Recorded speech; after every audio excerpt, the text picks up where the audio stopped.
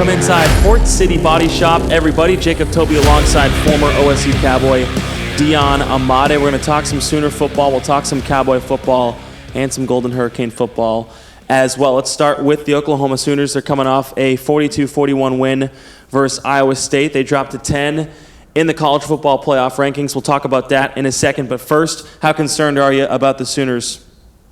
Very concerned. I mean, you saw the dramatic pause right there. I did. I was nervous. I was like, what are you going to say? Very concerned. I mean, it was a situation where last week, or they had a bye week, and then the week before, they had that big upset loss to Kansas State. And the question was asked, is this a situation where it was just a fluke and they had a bad day, or is this a trend and people saw kind of a chink in the armor and they found ways to attack them defensively? Now, with another week, with another defensive performance of what you saw out there on Saturday, it kind of looks like there might be a situation where somebody found a hole in that defense and people are starting to, chip away at it. And you can kind of see that with the scoring, a nail biter comes down to the final second here in Norman. They go ahead and get the win, but it's no confidence builder for that defense. No, it's not. Iowa State shut out the Sooners in the fourth quarter.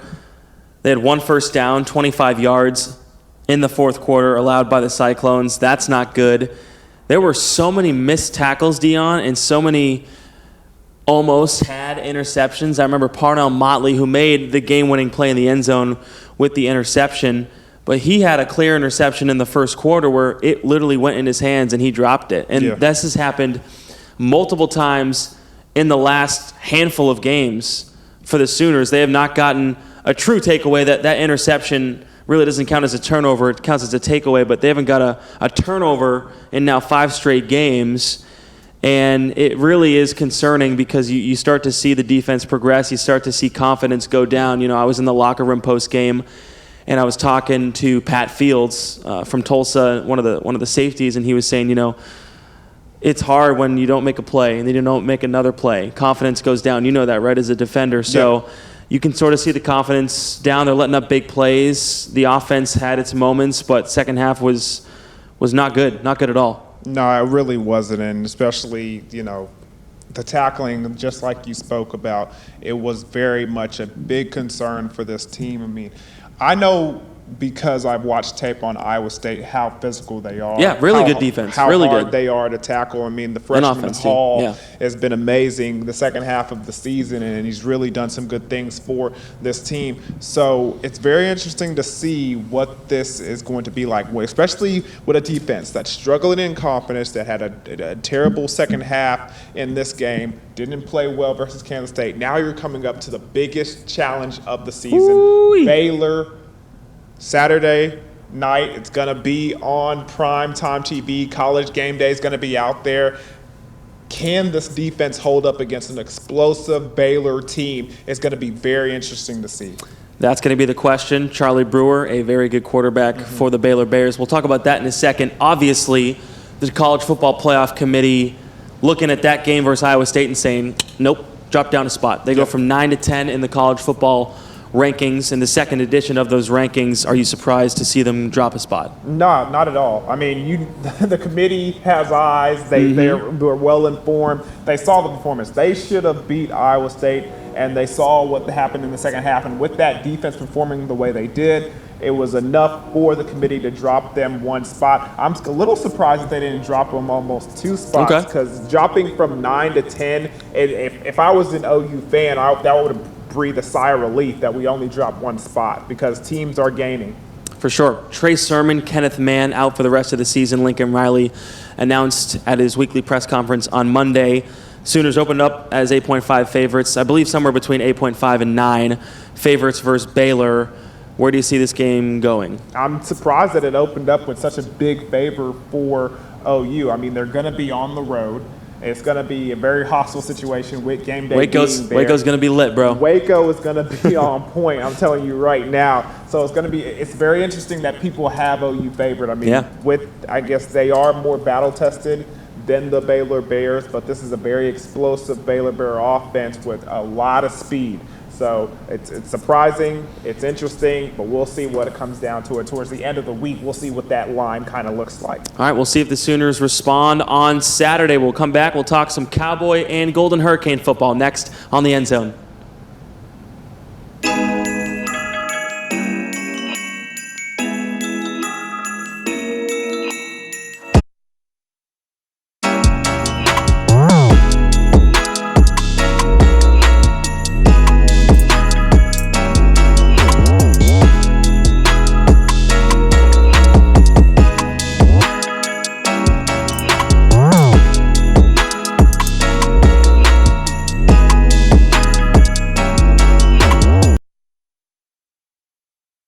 Believe in wasting your time or ours.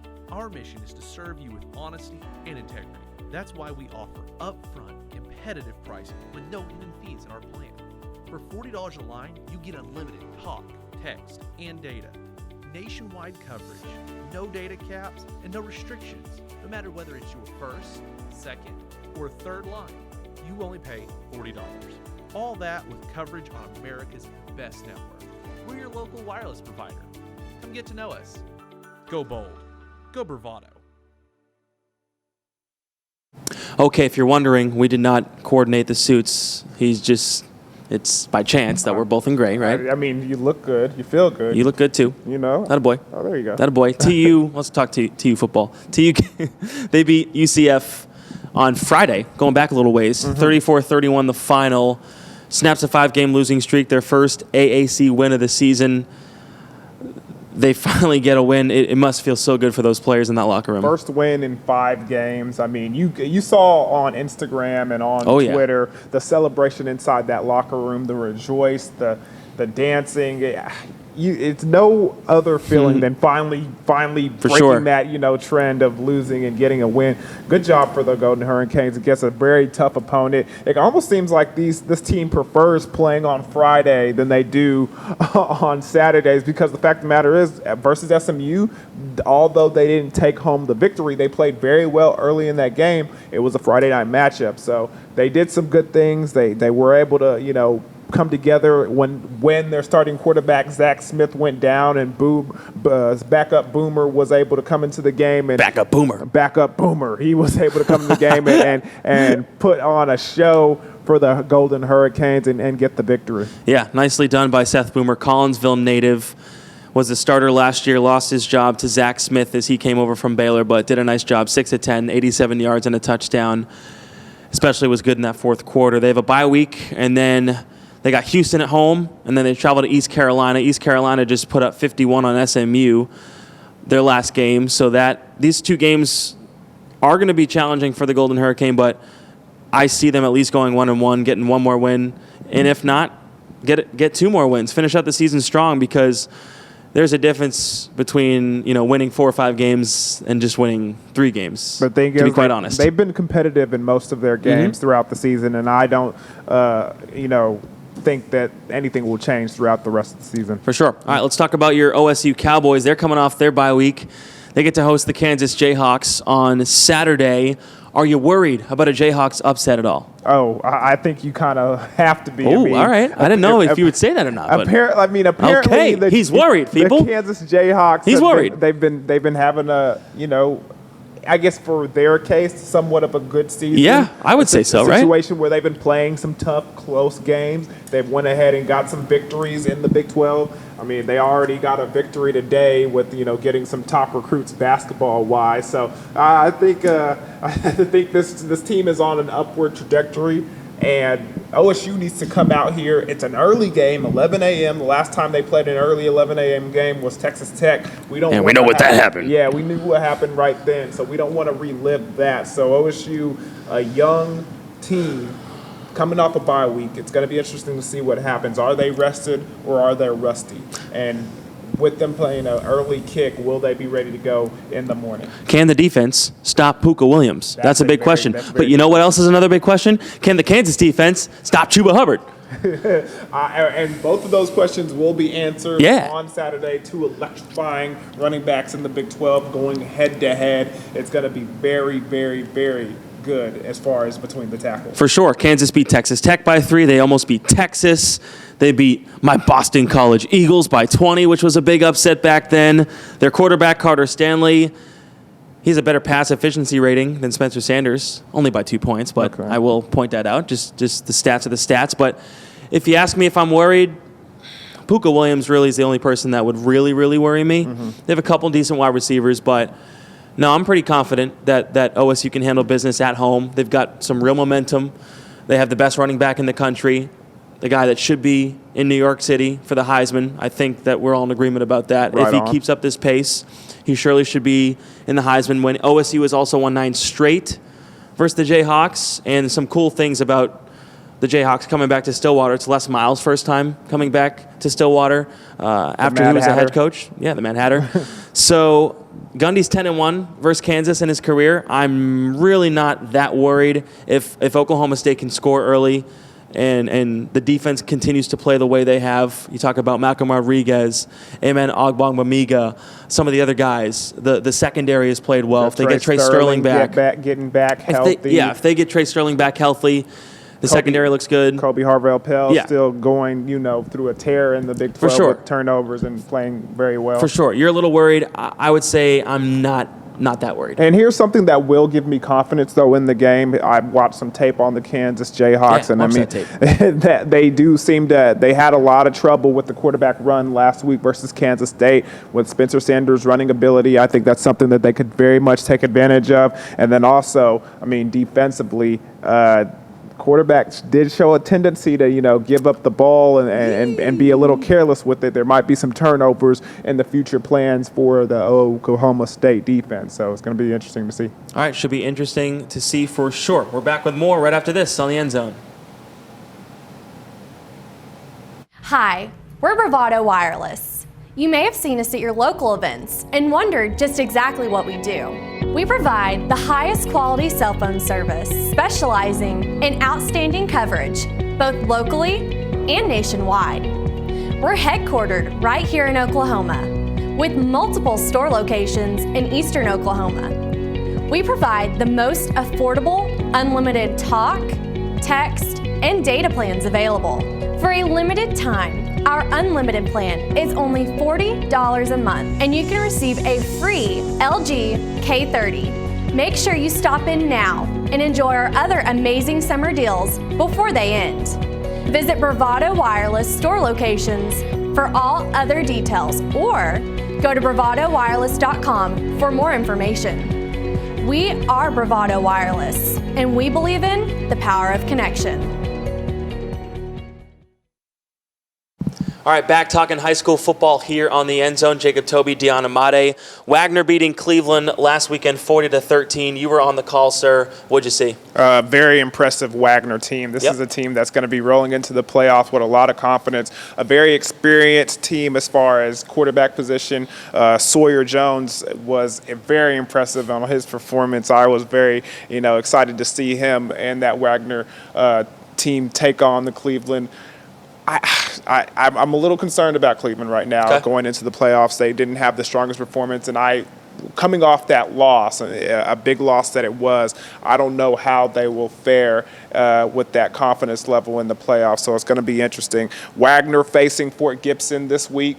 Fort Gibson, a 5-5 team. I believe Wagner should be do a good job of taking care of them. And then on the other side, a very strong Poto team takes on this Cleveland bunch. So should be interesting. For sure. And you have Cassia Hall versus Shakota in 3A on the game of the week.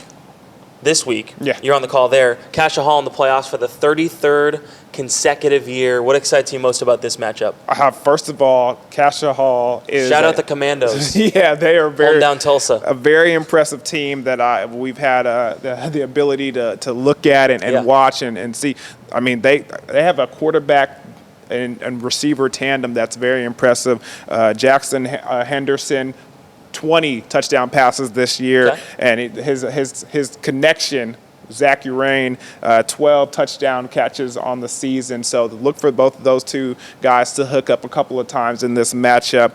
And then on the other side, what can you say about DeAndre Fisher and his quarterback, Jacob Barrett? They do an excellent job as far as having some athletes that play both ways that can contribute. Both of those guys are ballers, and they're going to be the ones to leading the way over there for Cassia. What's the best part about playoff high school football? Oh, it's so much desperation. It's the fact that you lose, you go home, you win, you survive. And there's nothing like it because all the marbles are on the table right there, and you're playing for all of them. So it should be a good one we got on Friday. I wish I knew what that felt like, but my mom never let me play high school football. Hey, man, So. I think you're better off at this. Oh, thank you, sir. Okay, any last thoughts on any of the college stuff we touched on? First of all, both of these, OU has to do a better job on defense, and they have to take care of the football. And my man Jalen Hurts, he's got to be a better. He's got to be a better decision maker down there. In yeah, that's what I coverage. actually wanted to say that real quick. Too much running. Yeah. He has almost twice as many carries as Kennedy Brooks does. So, no. I think everybody's trying to figure out drop 8 and kind of make him figure out the defense. And because of that, he's using his legs a lot more. So kind of figure out things and help your team out a little bit and just throw the ball out to some of your targets. For sure. He had over 20 carries in this game, only 68 yards. He had, I believe it was 14 carries for like 131 yards on the ground versus Texas. So like very big difference. Very, very big difference. So anything in the Oklahoma State game real quick? Oklahoma State's got to take care of the stuff. The early morning start is still a concern for me just because in the past they've shown that it's been a little trouble, especially in Lubbock. So this time they're at home versus a Kansas team that they should be able to handle very handedly. Go out there, be who you are, and be dominant. All right. Thank you to our entire Bravado Wireless crew for doing everything they can to get this broadcast up. I almost fell out of my chair again. This chair is wobbly. We got to fix that. Make sure to follow Bravado Wireless on all social media, Instagram, Twitter, YouTube, Facebook, all that good stuff. And for former OSU Cowboy Deion Imade, my name's Jacob Toby. Thanks so much for watching. See you next time.